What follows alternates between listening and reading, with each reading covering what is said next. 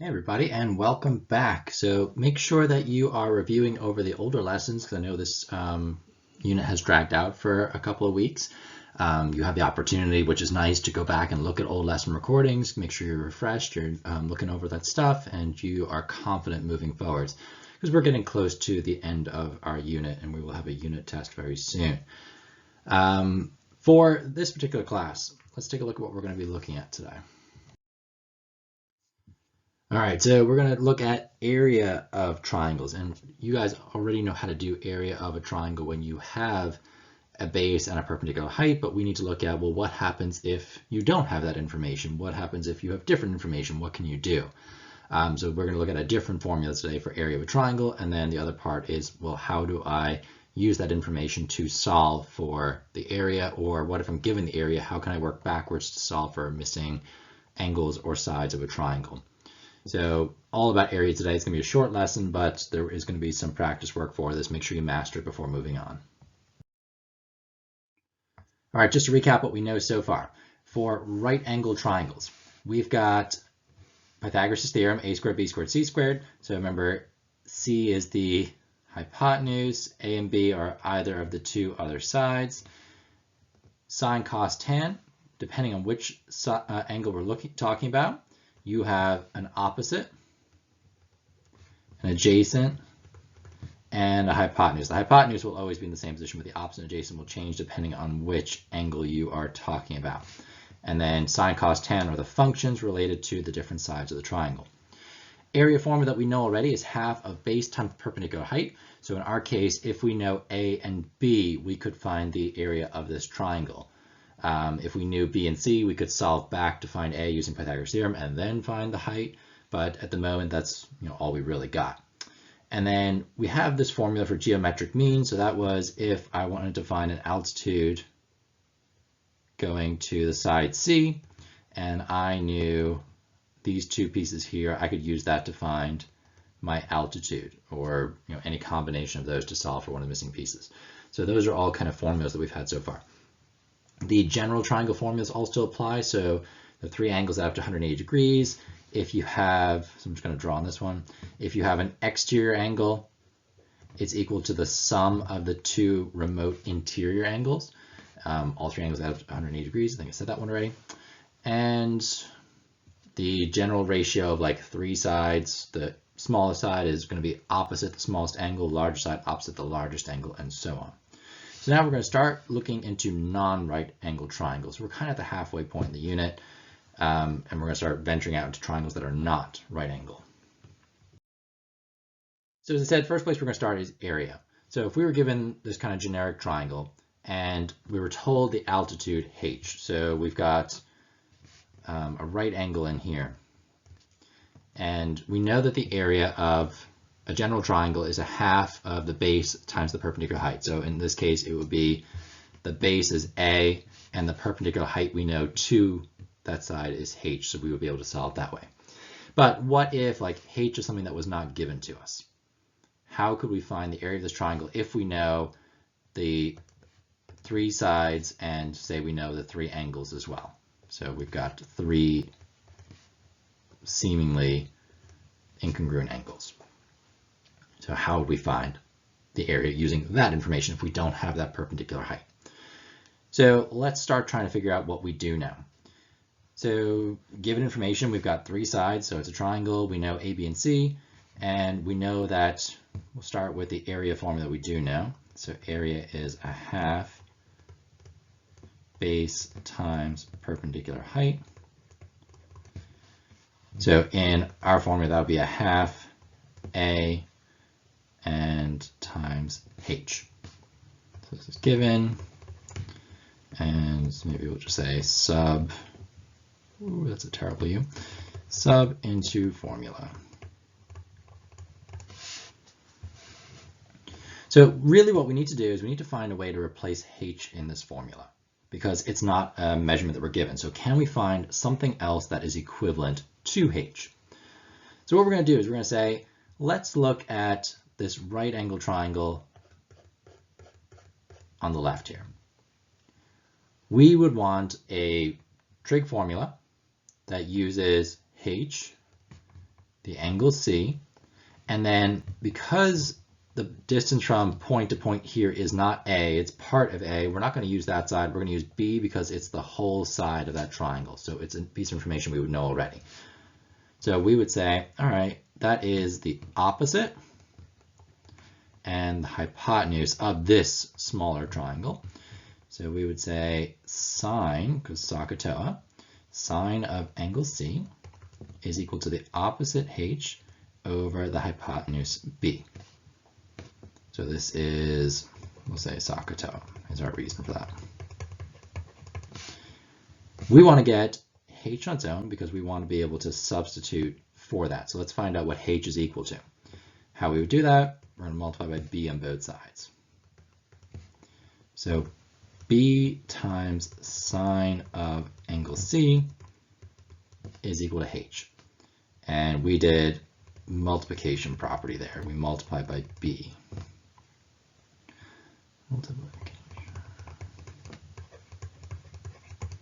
And that's of equality, but multiplication property will do just fine.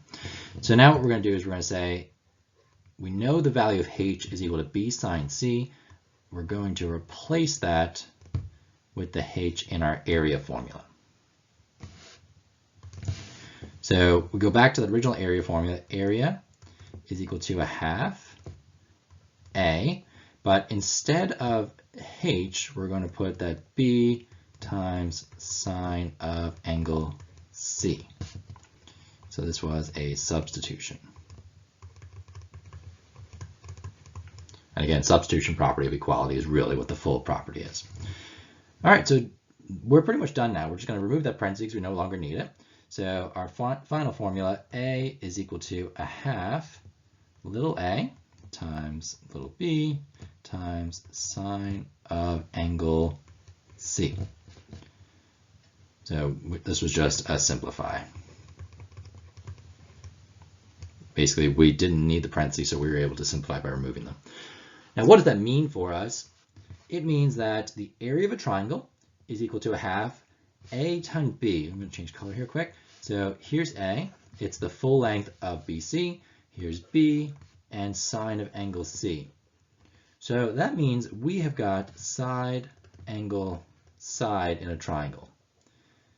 So if you know any two sides and the included angle, so the angle in between those two sides, you can find the area of any triangle using our generic formula, this half AB sine C. So again, anytime you know two sides and the included angle, you can find the area of any given triangle. I have the notes kind of typed out just in case you can't read my handwriting, and I've got that formula. So area is a half AB sine C. So any two sides. It doesn't have to be like a side called A, a side called B. You know that from a formula that's just a generic placeholder for side lengths. But the reason that it's little a, little b, capital C, is that the C will be opposite little c and therefore between sides A and B. So it's always going to be this side, angle, side scenario is what you're looking for. All right, let's take a look at some questions. So first one, you have to solve for the area. You're given a side, angle, side situation. So we've got side, we've got angle, we've got side. And we are being asked to solve for the area of the triangle. And the area formula is given to us here. It's kind of nice. So all you're going to do is you're going to sub it in. So you're going to say area is equal to a half 12 times 15 times sine of 30 degrees. Now, bonus points if you remember that sine 30 is what from our special right triangles? It's a half. So this one actually I don't even need to pull my calculator out for because I know sine 30 is equal to a half, so it's a rational number. So we got a half times 12 is 6. If we multiply that by a half again, we would get 3. And 3 times 15 is 45. So the answer for this one is going to be 45 units. Now, you can pull out your calculator and double check that, but sine 30 is just one of those ones that we can actually do pretty easily. And we are measuring area, so don't forget it's going to be units squared for all of our answers if you're solving for the area. All right, let's take a look at that second one. Now, take a shot at it yourself. This is the only practice I have built into this slide. So if you want to take a shot on your own, do that first, pause it, and then come back and see how to solve it. All right, so in this one, we're given the area, we're not given the included angle. So same formula, but you're going to sub in for area, you're going to sub in for the two sides, and then we are going to have to solve for the angle. So just like going back to right triangle trig, we'll use the same method for solving. All right, so we're going to have, let me change color quick. Let's go with blue. Area is 40. 40 is equal to a half. And we've got 13 times 16 times sine of A. I'm just writing small because I know I'm going to need a little bit more space here to do my work. All right, so first thing here is you got to get the variable on its own, that's A, and A is attached to the sine function. So really you have to isolate the whole thing first. So that would be 40. How do you get rid of a half? You multiply by 2 on both sides. So we're going to multiply by 2 on both sides, or 2 over 1, that'll cause them to cancel. So we have 40 times 2. How do we get rid of 13? It's multiplied, so we're going to divide, and we got to also divide by 16 to get rid of that 16. So divide by 13 and 16 on both sides. So 40 times 2 divided by 13 times 16 is equal to sine A. Let's just see what that is quick. So 40 times 2 is 80. 80 divided by 13 divided by 16. Now, you should be careful when you're doing this on your calculator, because a lot of people will do 40 times 2 divided by 13. Let me kind of write that up here. So they'll do 40 times 2 divided by 13 times 16. And your calculator is programmed to go with PEMDAS. These are all equal level in terms of PEMDAS. So it will do 40 times 2, which is perfect. So that's from left to right. Divided by 13, also good. But it's not times 16. We're also dividing by 16. So either you need to put a parenthesis around that whole denominator, so it divides by parenthesis, or instead of saying times 16, you're dividing by 16 again. Little trick for you, if you are left with a situation of sine A or cos A is equal to some decimal, it's always got to be between 0 and 1 for these types of triangles. There are other situations that will pop up where that won't be true, but between 0 and 1 is what we're looking for in these cases. Tan is a little bit different because when you think about tan, opposite divided by adjacent, the opposite can be quite a bit larger than the adjacent, or it could be, you know, the other way around. So it could be any number pretty much between 0 and infinity. So in our case, if you're not getting sine A is equal to some decimal between 0 and 1, check your work again. There's probably something wrong with how you simplified out your numbers. So in my case, sine A is equal to 0.384, and it's an irrational number. So it's like 384,615. What I'd like you to try and do is not round. Like I want you to try and carry this through in your calculator. So using that second function, and then the answer button. So it's the one on the very bottom of the calculator between the decimal point and enter. You'll see it in yellow above it's a negative sign. So to get angle A on its own, we're going to do sine inverse of that answer. So 0.384. So 384,615, and like ideally you're doing the whole thing because it'll make your answer more accurate, and that'll be equal to angle A on its own. So to get rid of sine, you multiply by sine inverse on both sides, so that's what cancels it.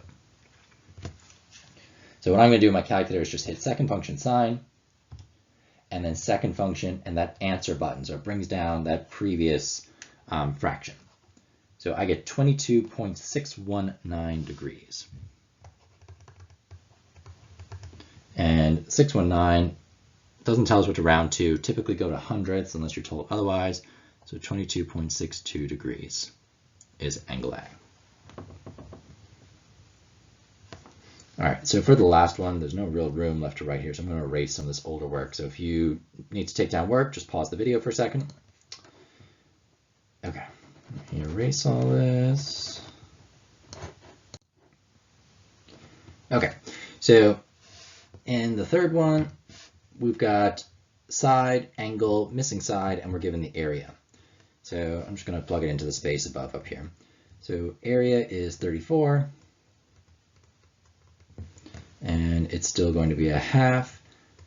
We've got one side we know, one side we don't know, which is x, and sine 48. So this one, it's pretty much just going to be, how do you get x on its own? Well, to get rid of a half, we're going to multiply by 2. To get rid of 18, we're going to divide by 18. To get rid of sine 48, we're going to have to divide by sine 48 as well. So that would cause everything to cancel out. And if we do that to the right side, we must also do that to the left. So it's going to be x is all that's left on the right hand side is equal to, we got 34 times 2 divided by 18 times sine of 48. So it's just a large fraction. Again, make sure you are typing it into your calculator correctly. So it's going to be 34 times 2 divided by 18, and then I usually just do the divided by sine 48. So that kind of makes me confident that I'm getting everything. All right, and that makes x equal to 5.08. So check your work. If you're seeing anything that's not making sense, go back, watch again, try it again. Make sure your calculator is set to degrees. If you're getting weird answers, make sure that you are solving out the fraction in the correct order as well. All right, so that's our first non-right angle triangle formula that we're going to be using. So area is a half AB sine C. Now, if you're given a perpendicular height, you are just more than welcome to use the old area formula. So if you have A and B given to you, like just use a half AB or half base times height. Basically, it's the same thing, because if this is angle C, sine of 90 degrees is equal to 1. So if you do a half AB sine of 90, it'll just end up being a half AB, so the old formula again. So it works regardless what way you do it. Okay, so which one is applied to right angle triangles only? We just saw that table. Take a look back at it if you have any questions on that. How do I find the area of a non-right angle triangle? Use the formula a half AB sine of angle C. So you need a side angle side situation. So the angle has to be included between the two sides. And then how do I solve for a missing side or angle when I'm given area? You just fill it into your formula and isolate the variable, same steps you've been doing since you started algebra. So isolate the variable by undoing what's happening to the variable. Just bearing in mind that a trig function, you use the inverse function to undo it, and then simplify. For tonight, there are 2 worksheets. One is just kind of straightforward algebra, solving for the area or different pieces, and then the other one is a word problem one. I recommend you sketch out the situation and then solve it. And there will be Google Forms to go with those where you can input your answers and see how you did. All right, guys, I will talk to you soon.